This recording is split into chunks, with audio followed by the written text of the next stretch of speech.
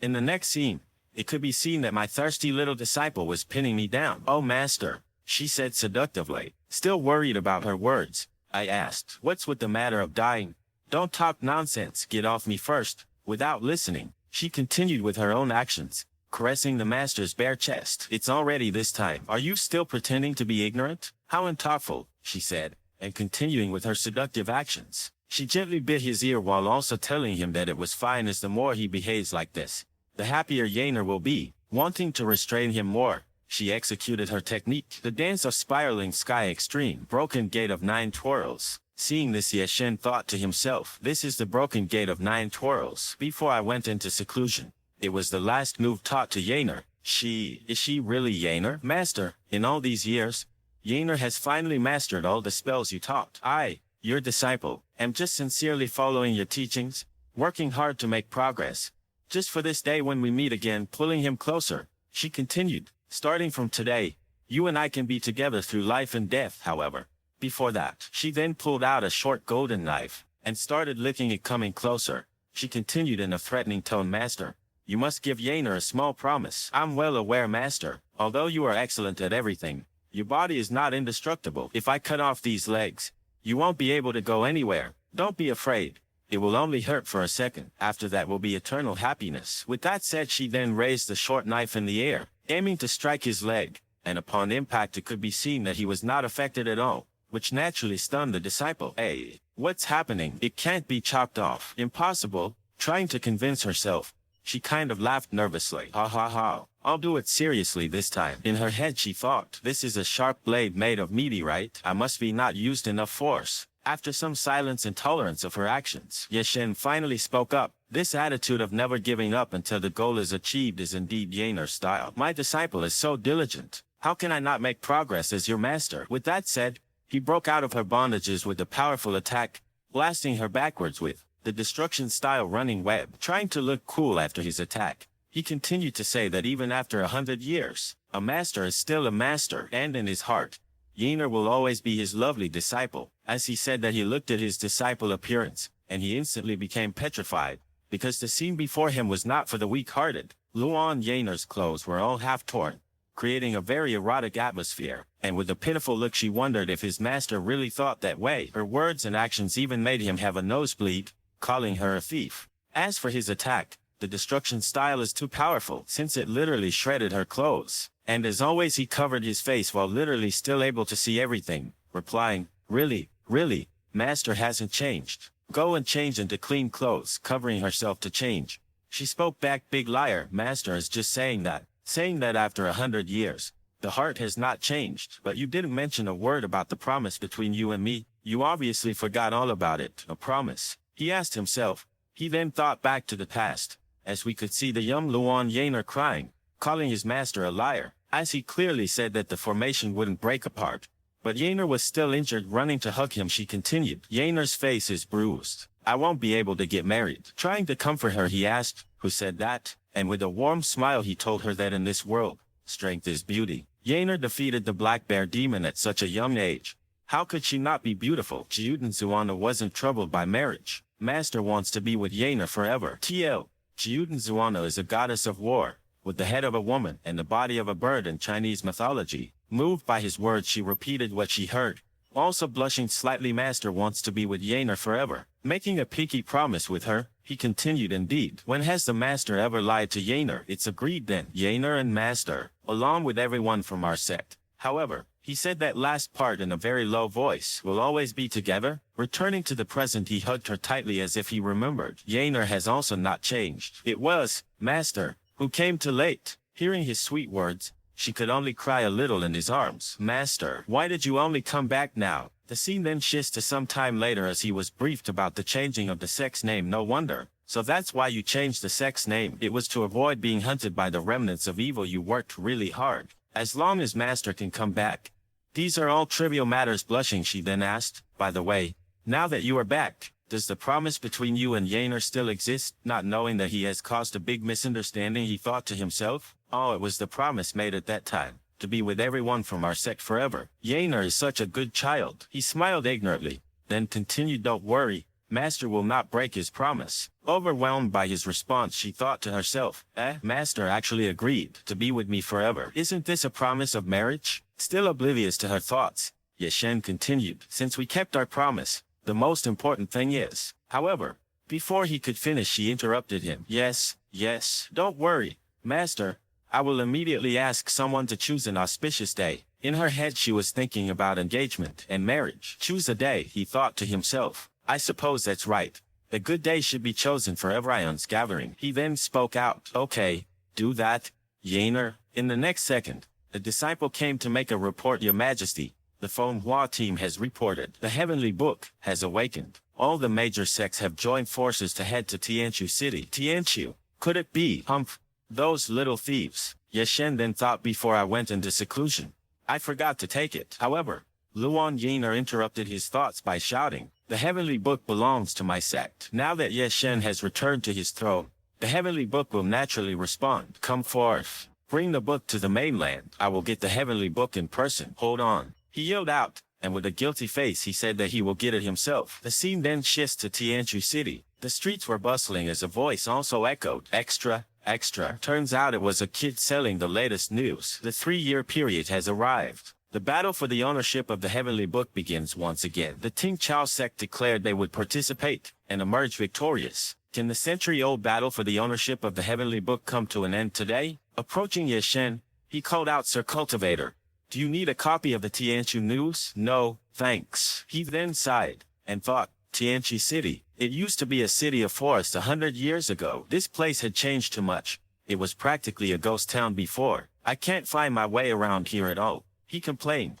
However, in his pocket was a paper crane that was used for guiding. The voice of Luan Yahello could be heard from the paper crane as it explained. With little Yahello in charge, you won't have any trouble navigating around the mainland. Please turn right at the intersection. Yeshen, on the other hand, was relieved, thinking, fortunately, Yahello made this paper spirit to guide me. Yahello, you said an attendant would hand it over to me, but I'm here to take back my own property, so I shouldn't need an attendant to hand it to me, right? Okay? Answering Master's question about the attendant, Yahello then began explaining to him. During your seclusion, the Heavenly Book was temporarily stored in this city, causing constant disputes among various families. At that time, the Xuanji sect was weak and unable to recover the Heavenly Book. Yahello took advantage of that and advertised the wonders of the Heavenly Book to the world, causing cultivators all over the world to fight a bloody battle over it. By doing that, not only were the various factions in the world distracted from targeting our sect, but the evil parties that fought over the Heavenly Book were also recorded. So that's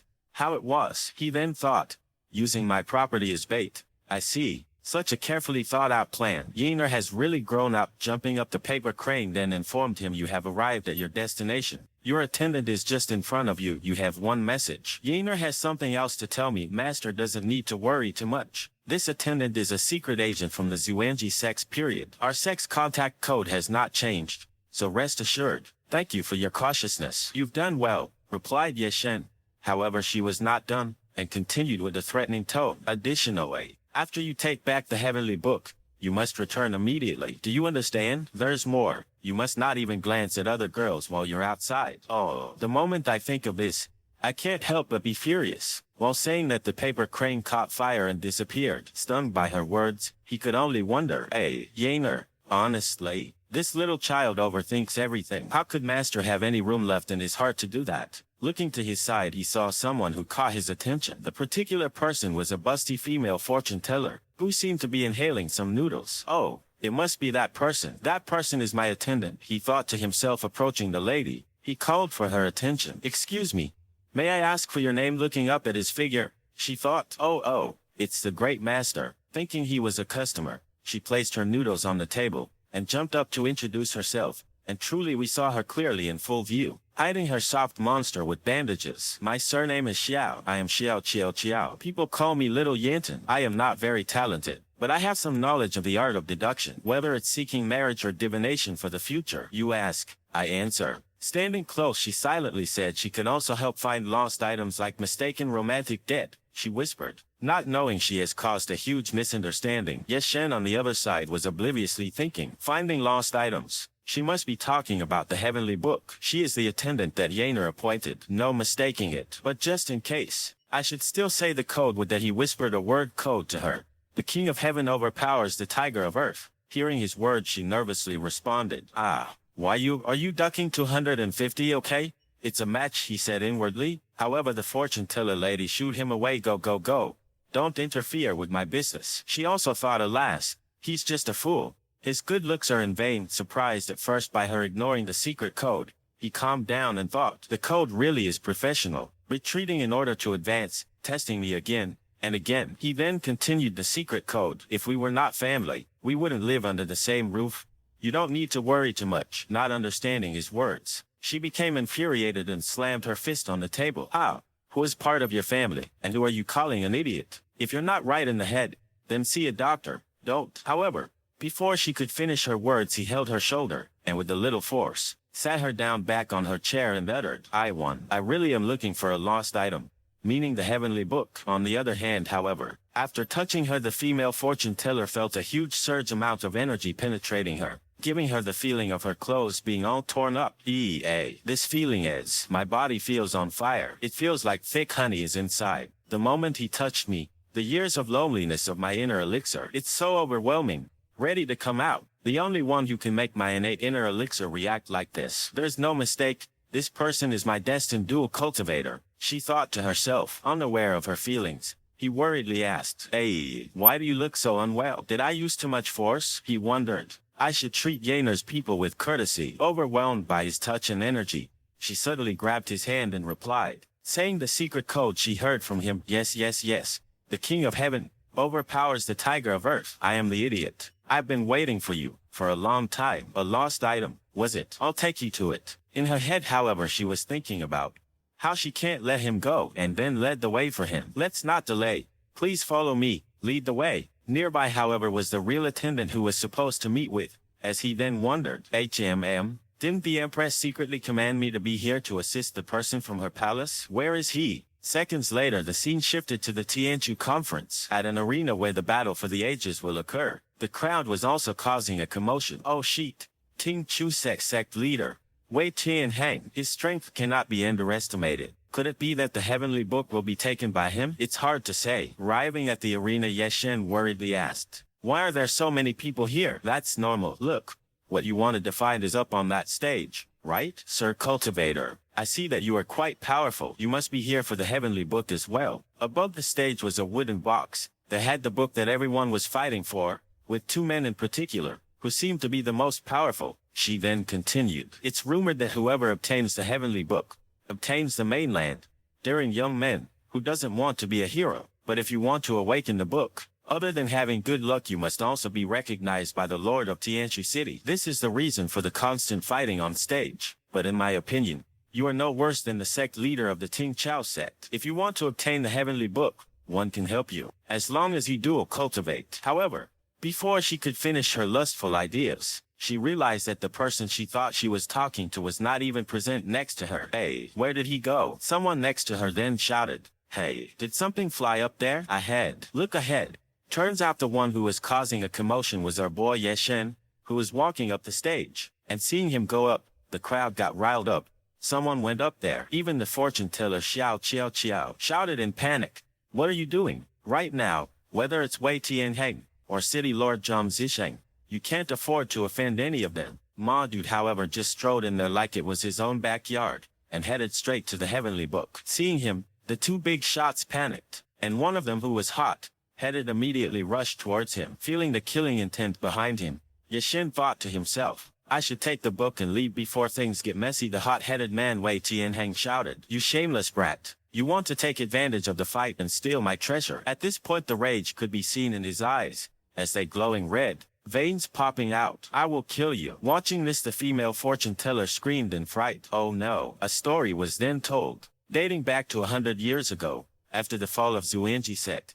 A civil war broke out in the Kanyuan continent, but the Ting Chao sect, which was originally weak, suddenly had a genius appearing out of nowhere. He mastered various skills in martial arts, and stood unmatched in the world, and this genius was none other than Wei Tianheng. Returning to the present, the dude was throwing a powerful punch. Worried, the girl could only cry out for him to get out of the way. It was too late, however, as the attack landed, creating a loud boom. Feeling the power behind the attack too strong, Some commented, damn. The fifth style of the punch of disintegration. Wei Tianheng must be really furious. That brat is too cocky. TSK. He's killing a chicken to scare the monkeys. Don't you understand? TL. Killing a chicken to scare the monkeys means making an example out of someone in order to threaten others. Wei Tianheng is so powerful. Who dares go on stage and fight for the heavenly book? In her head, the fortune teller girl thought to herself that the situation is really troublesome. Wanting to act on her thoughts, she still reinforced her decision, saying, how Wei Tianheng is extremely narrow-minded, so Ye Shen is really unlucky, as he won't be let off easily now. I should hurry and save him. Returning to the fight, could be seen that our boy Ye Shen was not even affected by the attack, as he appeared from the smoke, which naturally shocked the guy Wei Tianheng. Oh, is this way of greeting someone trending right now? Regaining his thoughts, Wei Tianheng thought, how could he block my punch? Where did he even come from? Well, want to know more? Be sure to like and subscribe for more content. Until next time.